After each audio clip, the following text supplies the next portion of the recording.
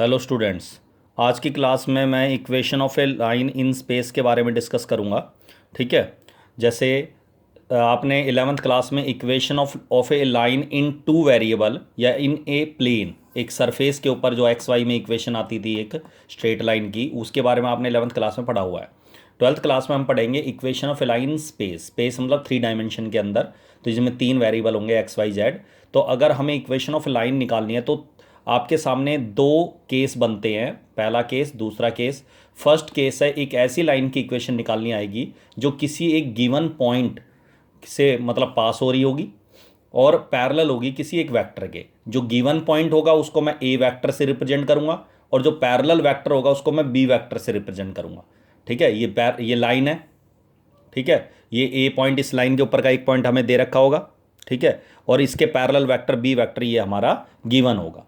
Parallel vector B vector, जिसको हम B vector से रिप्रेजेंट कर रहे हैं। ठीक है, तो equation of line in vector form, दो तरह की फॉर्म पढ़नी है आपको हर एक दोनों केसों में, एक वेक्टर फॉर्म और एक कार्टेशियन फॉर्म, या एक वेक्टर इक्वेशन और एक कार्टेशियन इक्वेशन। तो vector equation of line is vector R बराबर A vector plus lambda times of B vector. इसमें जो ए वेक्टर है ये इस पॉइंट को शो कर रहा है, ओ ए वेक्टर को। ए वेक्टर का मतलब है ओ ए वेक्टर मतलब x1 y1 z1 वाला vector, x1 I cap plus y1 j cap plus z1 k cap. और बी वेक्टर जो होगा वो ए बी सी, जो पैरेलल वेक्टर है, डायरेक्शन रेशियोज को शो करेगा। तो ए बी सी से मतलब इसको रिप्रेजेंट करेंगे हम, A I cap plus B J cap plus C K cap. और जो आर वेक्टर है वो इस लाइन के ऊपर के जितने भी पॉइंट्स हैं जिनसे ये लाइन बन रही है, जिसको हम बोलते हैं जनरल पॉइंट, मतलब सारे पॉइंट को रिप्रेजेंट करेगा, that is X Y Z वाला वेक्टर। तो that is X Y Z. तो आर वेक्टर की जगह कभी आर वेक्टर आपको रखना है, आर वेक्टर को आर वेक्टर ही रखना है इक्वेशन जब लिखेंगे वेक्टर फॉर्म में। लेकिन जो ए वेक्टर होगा उसकी जगह ए वेक्टर की जो हमें पॉइंट दे रखा होगा वो लिखना है, और बी वेक्टर की जगह वो लिखना है जो पैरेलल वेक्टर होगा। ठीक है ना। आर वेक्टर को आर वेक्टर लिखना है, मतलब आर वेक्टर की जगह ये नहीं लिखना है X I cap plus Y J cap plus Z K cap, लेकिन अंडरस्टूड है कि आर वेक्टर का मतलब एक्स वाई जेड वाला वेक्टर है। क्लियर है। और कार्टेशियन फॉर्म जो होगी वो होगी x minus X one by A is equal to Y minus Y one by B is equal to Z minus Z one by C. सबको दिख रहा है एक्स वाई जेड में से जो हमने माइनस किया हुआ वो पॉइंट है, पॉइंट के कोऑर्डिनेट हो गया एक्स वाई जेड, और जो अपॉन में लिखा हुआ ए बी सी है, डायरेक्शन रेशियोज वाला वेक्टर हो गया। ठीक है, अब ये लाइन कैसे बन रही है, ये वाली वेक्टर फॉर्म कार्टेशियन फॉर्म कैसे बन रही है, देखो जरा।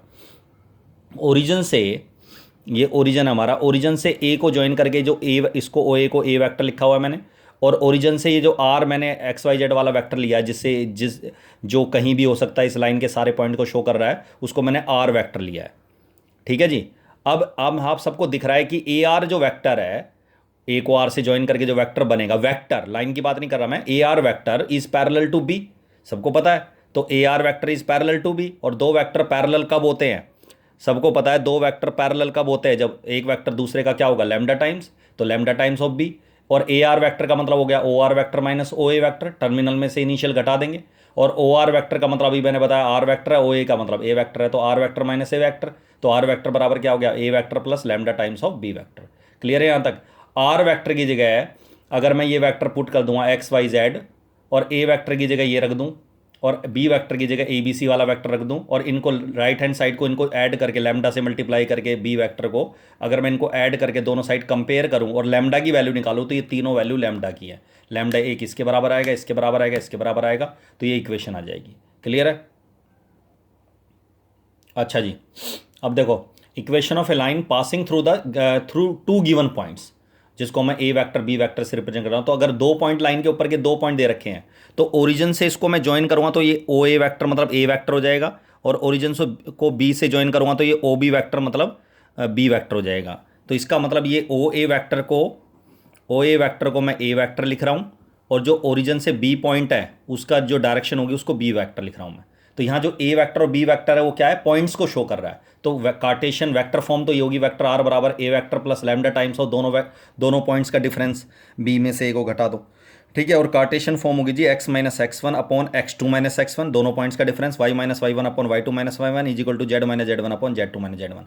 और तुम सबको पता है ये जो नीचे है ये डायरेक्ट ए बी सी है। ए बी सी का मतलब क्या होता है, अगर दो पॉइंट्स को ज्वाइन करके कोई लाइन है या कोई वेक्टर है उसकी डायरेक्शन रेशियोज निकालनी हो तो घटा के निकालते हैं, मतलब X two minus X one Y two minus Y one Z two minus Z one से निकलते हैं।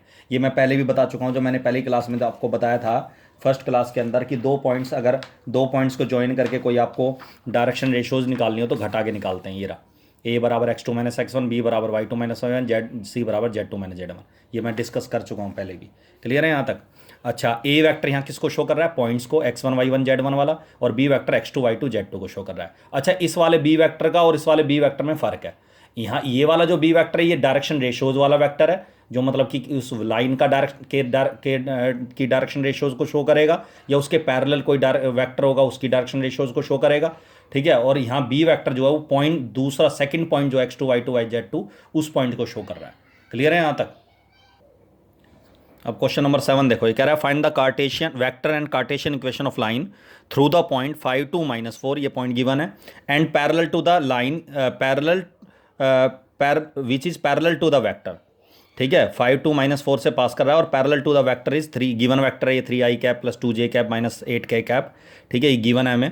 तो हमें ये जो ए पॉइंट है उसको वेक्टर में बदल लो, तो इसको ए वेक्टर को ओ ए वेक्टर लिखूंगा तो 5i cap plus 2j cap minus 4k cap. अब इन दोनों से अगर मुझे वेक्टर इक्वेशन निकालनी हो तो मैंने आपको फॉर्मूला बता रखा है, वेक्टर आर बराबर vector A plus lambda times of vector B. तो आर वेक्टर तो आर वेक्टर ही रखना है वेक्टर फॉर्म में, लेकिन ए वेक्टर की जगह ये ए पॉइंट जो हमने ओ ए वेक्टर निकाला है ये जो है ये पुट कर देंगे, और लैम्डा के बाद बी वेक्टर की जगह आ जाएगा 3i cap 2j cap minus 8k cap, ये वाला वेक्टर आ जाएगा। दिस इज द आंसर, ऐसे ही छोड़ना है। और कार्टेशियन फॉर्म ऑफ इक्वेशन निकालनी हो तो आप सबको पता है फॉर्मूला x - x1 होता है, x1 y1 z1 ये पॉइंट है, तो ये x1 x - x1 5, y - y1 2, z minus करेंगे तो +4 हो जाएगा, और अपॉन में आएगा ABC का मतलब डायरेक्शन रेशियोज, और डायरेक्शन रेशियोज यहाँ किससे लेंगे हम? बी वेक्टर जो पैरेलल वेक्टर है, 3 2 -8, आई कैप जे कैप के कैप के जो कॉफिशिएंट्स होते हैं वो डायरेक्शन रेशियोज ही होते हैं, तो 3 2 -8 ये आपकी कार्टेशियन इक्वेशन ऑफ लाइन आ गई। क्लियर है यहाँ तक? अगर दो पॉइंट से पास होने वाली इक्वेशन निकालनी हो तो आप सबको पता दो पॉइंट है, इसको वेक्टर बदल लो, इसको ए वेक्टर लिख लो, क्या ओ ए वेक्टर, ओरिजन से इसकी पोजीशन वेक्टर हो गया ये 3i cap minus 2j cap minus 5k cap, O B vector हो जाएगा 3i cap minus 2j cap plus 6k cap. उसके बाद इक्वेशन का फॉर्मूला लगा दो, vector equation of line is दो पॉइंट्स वाली, वेक्टर आर बराबर A vector plus lambda 1 times of B minus A vector, B vector minus A vector. A vector तो ये रख दो पहला कोई पॉइंट, और लैम्डा टाइम बी में से इसमें से इसे घटाएंगे तो 3i कैप से 3i कैप कैंसिल हो जाएगा, -2j कैप से -2j कैप कैंसिल हो जाएगा घटाएंगे तो, और इसको माइनस करेंगे तो 11k कैप। अच्छा, 11 को आप कांस्टेंट लैम्डा 1 के साथ मिला के इसको लैम्डा लिख सकते हो, lambda is equal to 11 times of lambda 1, ऐसे भी आंसर दे सकते हो। ऐसे छोड़ोगे तब भी ठीक है, 11 यहाँ तक, और यहाँ लिख दोगे इसको 11 को कांस्टेंट है, इसको लैम्डा 1 के साथ, लैम्डा 1 भी क्या है? कांस्टेंट है, तो इसके साथ मिला के लिख दोगे तब भी ठीक है। कार्टेशियन इक्वेशन ऑफ लाइन निकालनी हो तो x - x1 ये पॉइंट ले लो 3, y - y1 मतलब +2, और z माइनस करेंगे -5 को तो +5, और अपॉन में आ जाएगा इनको घटा के x2 - x1 y2 - y1 z2 - z1, तो माइनस करेंगे तो 0 0 और 11, और इसमें भी रेशियोज है ये नीचे वाली वैल्यू, तो इसको अगर मैं 11 से डिवाइड कर दूँ तो नीचे वाली वैल्यूज़ को, या यूँ कह दो सबको डिवाइड कर दूँ 1/, इन सभी वैल्यू को मैं 1/11 से क्या कर दूँ? डिवाइड कर दूँ, तो ये आपका आ जाएगा 0 0 1। ऐसे भी छोड़ सकते हैं आंसर, ऐसे भी छोड़ सकते हैं। क्लियर है यहाँ तक? अब आता है जी, आपने जो है ये तो पढ़ लिया कि दो लाइन के बीच का जो एंगल है इस साल डिलीट हो गया है, तो लेकिन फिर भी मैं नॉलेज के लिए बता रहा हूँ कि अगर दो लाइन के बीच का एंगल निकालना आ जाए तो वही फॉर्मूला जो हमने वेक्टर वाले चैप्टर में दो वेक्टर के बीच का एंगल निकालना पड़ा था, क्या? एंगल बिटवीन टू लाइन्स, अगर हमें दो लाइन के बीच का एंगल निकालना हो तो थीटा बराबर होता है कॉस इनवर्स, मोड इसलिए ले रहे हैं एक्यूट एंगल वाला, दो एंगल होते हैं हमेशा दो लाइन के बीच के दो एंगल होते हैं, एक एक्यूट होता है और एक ऑब्ट्यूज होता है, तो ये मॉडुलस में जो ले रहा हूँ मैं ये एक्यूट एंगल को शो कर रहा है, ये वाला एंगल हो गया, ठीक है ना, थीटा।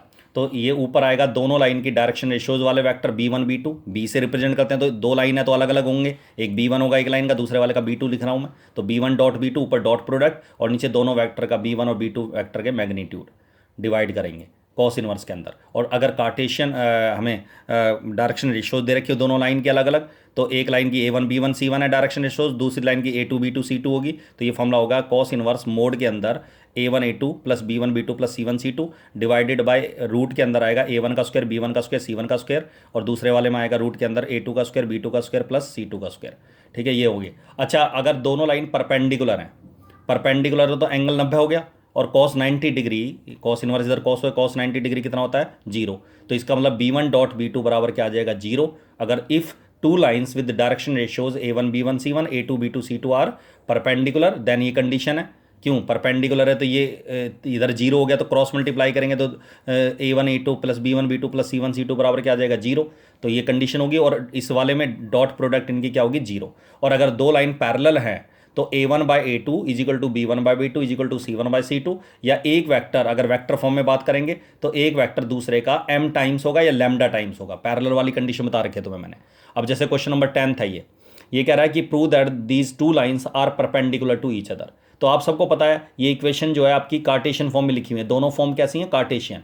x माइनस 5 है, y प्लस जेड है, z माइनस कुछ नहीं है तो जीरो है इसका मतलब। और नीचे वाली जो वैल्यूज होती है डायरेक्शन रेशियोज को शो करती है, A1 B1 C1। और नीचे इस वाली दूसरी लाइन में जो 1 2 3 है ये A2 B2 C2 होगी।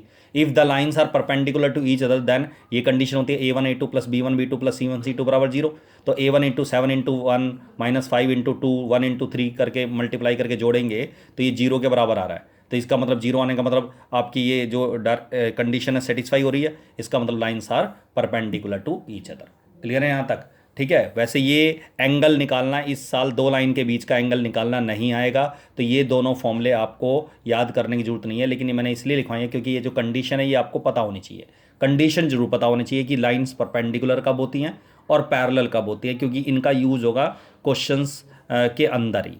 ठीक है, चलो आज की क्लास में इतना ही। अगली क्लास में आपको डिस्टेंस निकालना सिखाएंगे, दो लाइन के बीच के शॉर्टेस्ट डिस्टेंस। ठीक है, चलो दैट्स ऑल।